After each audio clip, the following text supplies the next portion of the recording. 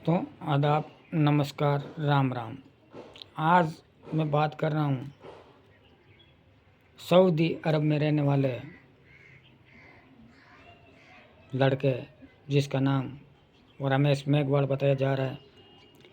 वो अपनी कमार खाने के लिए विदेश गया हुआ था और एक संदिग्ध मौत होने के कारण आज 26-27 दिन से उसकी बॉडी है वो बालोतरा पहुंची है। दोस्तों, आज मैं बात कर रहा हूँ राजस्थान प्रदेश के बाड़मेर ज़िले के बालोतरा के रमेश मेघवाल जो सऊदी अरब अपनी कमार खाने के लिए, अपनी अच्छी ज़िंदगी बनाने के लिए गया था और वहाँ पर संदिग्ध मौत हो गई और मौत की वजह अभी तक पता नहीं चली है, लेकिन उसका शव 26-27 दिन से घर लौट गया और अंतिम संस्कार कर दिया गया। वहाँ पर वहाँ के सांसद श्री उमेदराम बेनीवाल जी वहाँ पर पहुँचे और परिजनों को ढांढस बंधाया और उनको कहा है कि हमने हाईकोर्ट और सारे चीज़ों से बात करके हमने शव यहाँ मंगवा लिया है और जो भी इसमें दोषी होंगे उनको सज़ा दिलाई जाएगी। लेकिन उमेदराम बेनीवाल ने पूरी जोर कोशिश करके उसका शव बालोतरा मंगवाया और अंतिम संस्कार करवाया और परिजनों को ढांढस भी बंधाया कि आप लोग चिंता ना करें, होने को तो कौन टाल सकता है, लेकिन हमारी संवेदना और हम शोकाकुल परिवार के साथ हैं। लेकिन 26 दिनों बाद उन्होंने अपनी पूरी ताकत लगाकर उमेदराम बेनीवाल जी ने शव मंगवा लिया। यह बात है वो सऊदी अरब की। ये सऊदी अरब में मरते हुए बालोतरा निवासी रमेश कुमार मेघवाल की तथा समय पर रहकर हालत। ये रमेश कौन था? रमेश एक मेघवाल समाज से था। रमेश बालोतरा बाड़मेर ज़िले मेघवालों की ढाणियों का था। उसकी उम्र करीब 19 साल बताई जा रही है और वह कमाई के लिए सऊदी अरब गया था।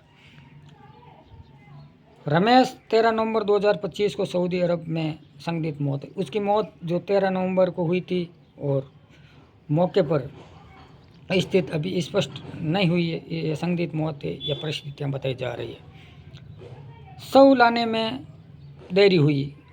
भारत शव लाने के लिए लंबी देरी के बाद आखिरकार शव इंडिया आ ही गया। मेडिकल और फोरेंसिक टीमें औपचारिक जांच सऊदी अरब की पक्ष से शव को तो यहाँ तक सौंपा गया और पोस्टमार्टम रिपोर्ट तैयार नहीं हुई है। कानूनी प्रक्रिया भारत प्रशासन और बीच कागजी कार्रवाई, औपचारिकता, एनओसी, नॉन ऑब्जेक्शन सर्टिफिकेट की लंबी प्रक्रिया चली थी। राजस्थान हाईकोर्ट की दखलंदाजी और परिवार की याचिका। हाईकोर्ट ने सऊदी अरब को के दूतावास सहित केंद्रों में राज्य सरकार द्वारा नोटिस जारी किया गया था, जिसे वापस लाने की प्रक्रिया आगे बढ़ी थी। शव कब वापस आएगा? करीब 36 या 37 दिन यानी 17 या 18 दिसंबर को रमेश का शव अंततः भारत लौट आया था। शव पहले जयपुर एयरपोर्ट आया, फिर वहां से सौंपा गया जहां बालोतरा के सोहल्डा गांव पहुंचा था। परिवार और गांव का दर्द।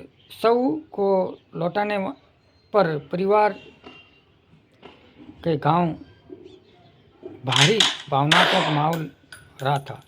खासकर मां तीजो देवी और पिता की आंखों में आंसू थे।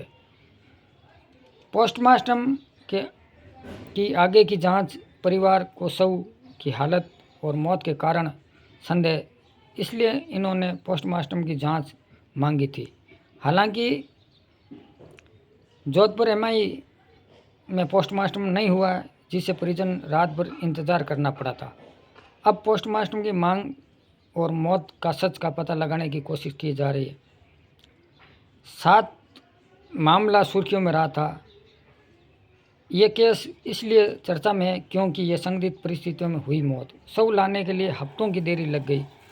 हाईकोर्ट ने सऊदी अरब दूतावास को नोटिस भी जारी किया था और परिवार को न्याय और सत्य और पोस्टमार्टम की मांग रहे थे।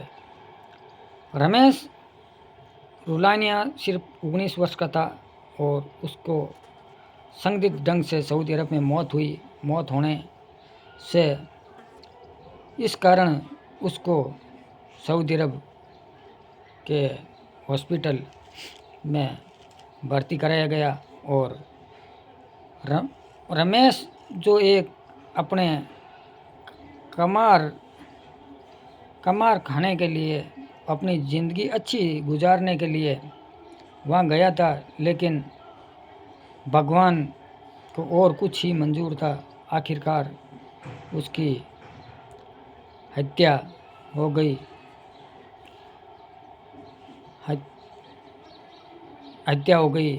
हत्या या कहें या कुछ कहें, इसकी पूरी इन्फॉर्मेशन संदिग्ध मौत बताई जा रही है। लेकिन मेरा मानना है कि हमारे बुजुर्ग कहते थे, घर की आधी और बाहर की साफ थी। आप यहाँ भी रहकर कमा कर खा सकते हैं, लेकिन आगे जो वहाँ की सरकार और हमारी सरकारें मिलकर क्या फैसला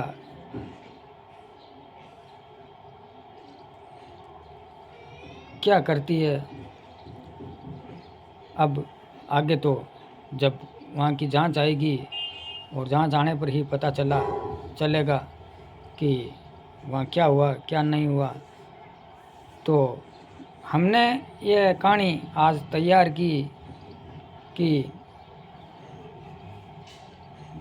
जो भी अपनी ज़िंदगी व्यापन करने के लिए चाहे कहीं भी जाएं, कहाँ भी रहें, आप अपनी सेफ्टी खुद रखें, आप अपना ध्यान रखें। कमार तो खाना ही पड़ता है, लेकिन रमेश कुमार जो एक बालोतरा ज़िले के मेघवालों की ढाणियों का रहने वाला था, क्या हुआ था, रमेश काम के लिए सऊदी अरब गया था। 13 नवंबर को सऊदी अरब में उसकी संदिग्ध मौत हो गई। परिवार ने उसकी मौत की जानकारी कई दिनों बाद दी गई थी, तब संदेह बढ़ गया था। कानूनी कार्रवाई शव भारत लाने के लिए काफ़ी देरी रही। करीब 36 या 37 दिनों में इस मामले राजस्थान हाईकोर्ट ने दखल दिया और सऊदी अरब सरकार से भारत सरकार, राजस्थान सरकार नोटिस जारी किए। शव को वापसी लाने के लिए लंबी प्रक्रिया चली। शव को जयपुर लाया गया। परिवार ने पोस्टमार्टम की निष्पक्ष जांच करने की मांग की। रमेश मेघवाल का मामला एक चर्चा का बना हुआ है और अब जो भी तथ्य सामने आएंगे, उस तथ्यों की हम सारी बायोडाटा इकट्ठी करके आप लोगों को बताएंगे, क्योंकि ज़िंदगी है, ज़िंदगी जीने के लिए कुछ कुछ करना पड़ता है। लेकिन अब रमेश के परिवार के साथ क्या बीत रही है और क्या हुआ था क्या नहीं हुआ था लास्ट तक, लेकिन हमारी सरकार को धन्यवाद देते हैं कि आखिरकार बच्चे का जो रमेश कुमार था उसका शव आखिरकार परिवार को देर से सूचना देने, रमेश की मौत की खबर परिवार को कई दिनों बाद दी गई। कुछ समय से स्पष्ट और जानकारी परिवार गंभीर सिंह बताई दी। शव को लाने में परेशानी हुई थी।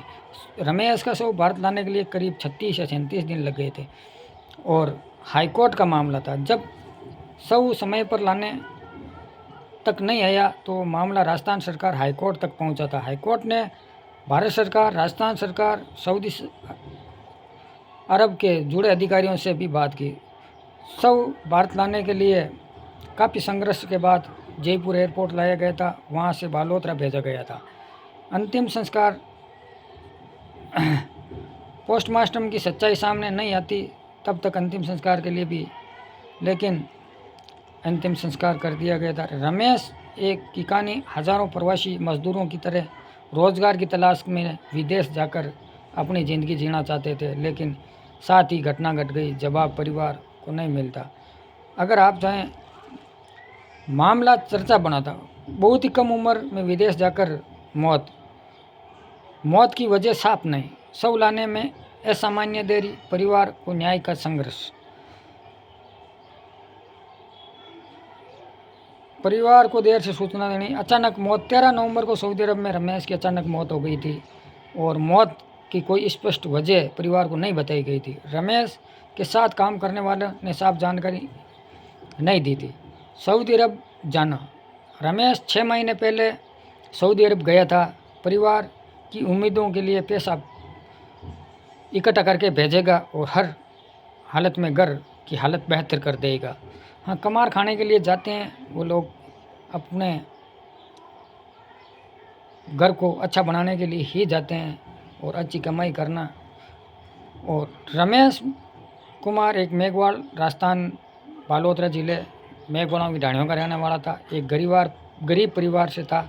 आर्थिक स्थिति को सुधारने के लिए विदेश जाकर कमाकर अपनी आर्थिक स्थिति सुधारने की पूरी कोशिश कर रहा था, लेकिन होने को कौन टाल सकते।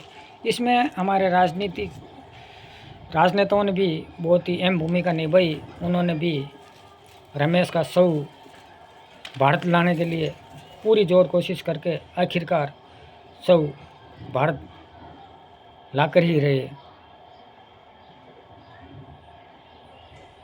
अब शव का जो पोस्टमास्टम में रिपोर्टें आएंगी, उसके आधार पर सारी जानकारी इकट्ठा होगी और उसके जो भी इसके बारे में हमारे पास इनपुट मिलेंगे, जो भी हमें जानकारी मिलेगी। सोशल मीडिया पर ये कहानी देखी तो बहुत ही दुख भरी कहानी थी। एक बहुत ही कम उम्र का लड़का, अभी उम्र ओनली फॉर 19 वर्ष बताई जा रही है, लेकिन कमार खाने के लिए, अपनी ज़िंदगी व्यापन करने के लिए, अपने घर की आर्थिक स्थिति सुधारने के लिए विदेश गया था। लेकिन विदेश में रमेश अपनी अंतिम सांस लेकर और वहाँ पर उनकी मौत हो गई। और मौत की अभी पूरी सूचनाएं, मौत कैसे हुई, क्या हुआ था, क्या नहीं हुआ था, उसके बारे में अभी हमारे पास डिटेल नहीं है। जब पुलिस प्रशासन और हमारी राजस्थान सरकार पूरी जांच और इसकी रिपोर्ट जो मीडिया के थ्रू आएगी, हम जो भी बात करते हैं एक सच्चाई की बात करते हैं। हम जो भी बात करते हैं जागरूकता के लिए करते हैं, आप लोगों को समझाने के लिए करते हैं, आपको होशियार करने के लिए करते हैं। हमारा काम है आपको जागरूक करना, ताकि आप समझदार रहें, आप किसी के बहकावे में या किसी के धोखे में ना आए। आप अपनी सेफ्टी खुद रखें। हमारा काम आप लोगों को समझाना। हम जो भी कहानी बनाते हैं वो पुलिस रिकॉर्ड में दर्ज होती है, वो सोशल मीडिया न्यूज़ चैनलों पर होती है। उसके आधार पर हम लोग आपको कहानी बनाकर सुनाते हैं। आप हमारे चैनल मारवाड़ न्यूज़ 21 को सब्सक्राइब करें, हमें मोटिवेट करें, ताकि हम हमारे नागौर, हमारे राजस्थान और हमारा ज़्यादातर गाँवों की खबरों पर फोकस ज़्यादा है। हम ज़्यादातर हमारे ग्रामीण इलाकों की खबरों पर नज़र बनाए रखते हैं। हम और हमारी टीम ज़्यादातर नागौर की ही खबरों पर नज़र बनाए रखते हैं, क्योंकि हम हमारे गृह जिले नागौर की ही खबरें बताते हैं। और इसके बाद में हम हमारे पड़ोसी अजमेर, बीकानेर, बाड़मेर, इन ज़िलों, लगभग हमारे पास राजस्थान की ही खबरें होती है। आज हम जो भी कहानी या जो भी तथ्य सुनाते हैं वो एक सटीक होते हैं। उसके आधार पर हम कहानी बनाकर आप लोगों को सुनाते हैं।